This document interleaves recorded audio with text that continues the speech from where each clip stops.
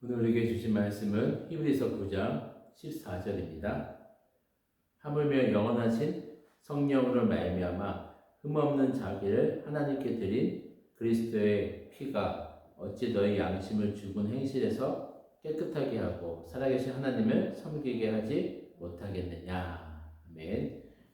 히브리서 수신자들의 우리가 상황을 우리는 먼저 이해해야 합니다.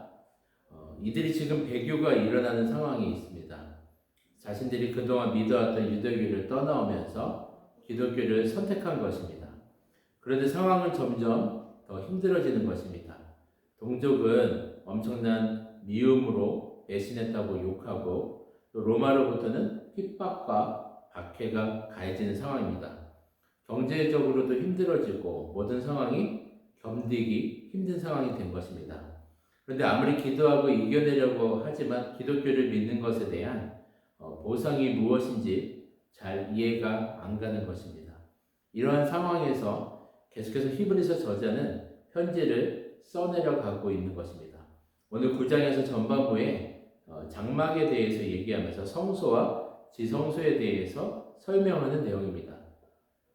특별히 지성소에는 언약궤가 있는데요. 언약궤 위에 속죄소 가운데 하나님이 임재하시는 장소라고 설명하고 있습니다.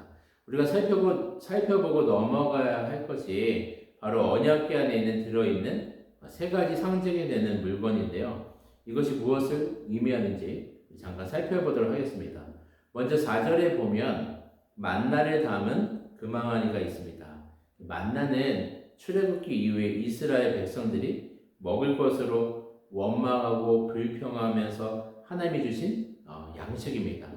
이스라엘 백성들이 먹을 것을 원망했지만 하나님은 그래 내가 40년을 먹을 것 걱정하지 않고 먹을 것을 주겠다라고 약속했는데 그런데도 불구하고 이스라엘 백성들은 원망하는 것이 결국은 드러났습니다.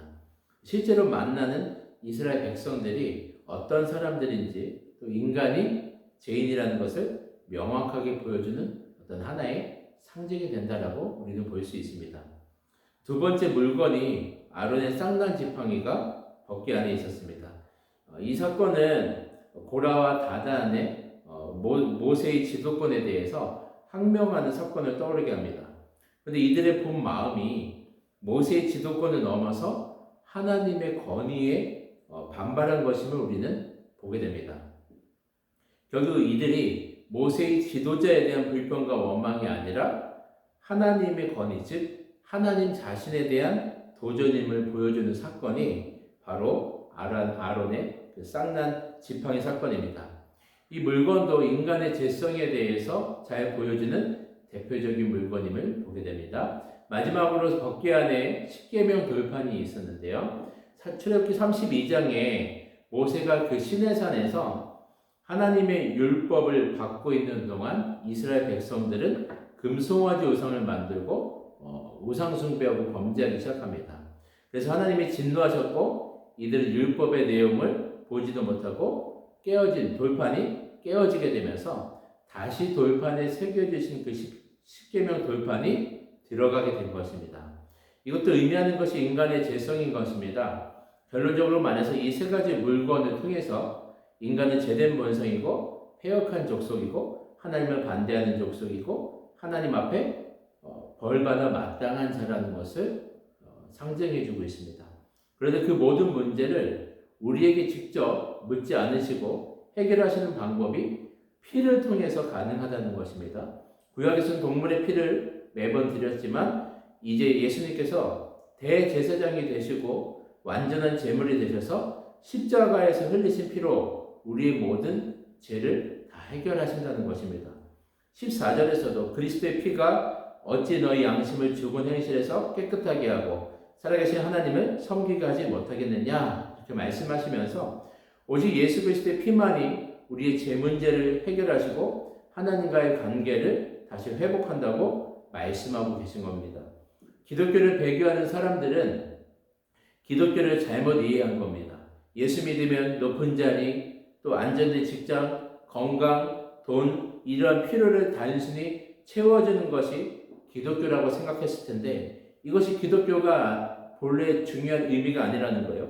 하나님의 절대적인 주권을 인정하면서 인간은 철저히 죄인이고 우리의 본성 깊은 곳까지, 우리의 마음 깊숙한 곳까지 타락한 죄성을 해결하시기 위해서 예수님이 십자가에서 죽으신 것이, 더 나아가 하나님과의 관계가 회복됨으로 하나님 자신을 얻게 되는 것이 바로 기독교의 본질이다라고 성경이 얘기하고 있습니다. 사랑하는 성도 여러분, 이 비밀을 깨닫는 것이 최고의 복이고, 오늘 이 새벽에도 우리 죄를 용서해 주시고 구원하신 예수님을 의지함으로 하나님 앞에 담대히 나아가시길, 주님을 깊이 만나시길 주님의 이름으로 축원드립니다. 아멘. 기도드리겠습니다. 사랑의 주님, 정말 우리 기독교의 본질이 무엇인지 우리가 다시 더 깊이 깨닫기를 원합니다. 단순히 우리의 필요를 채워주는 것이 우리가 기독교 신앙의 핵심이 아니라 살아계신 하나님을 만나게 되는 길이 예수 그리스도의 피이며 그분의 피로 말미암아 우리 죄 문제가 해결되고 하나님과의 관계가 회복됨을 다시 한번 우리가 기억하게 해주셔서 그 세상의 그 어떤 필요를 채우는 것이 아니라 하나님 자신을 얻게 되는 우리 이 가장 큰 이 복음의 비밀을 우리가 깊이 깨닫고 오늘 이 새벽에도 하나님을 깊이 만나는 시간 될 수 있도록 주님 축복하여 주시옵소서. 감사드리며 예수님의 이름으로 기도드리옵나이다. 아멘. 공동의 기도 제목과 개인 기도 제목을 하나님께 같이 기도드리겠습니다.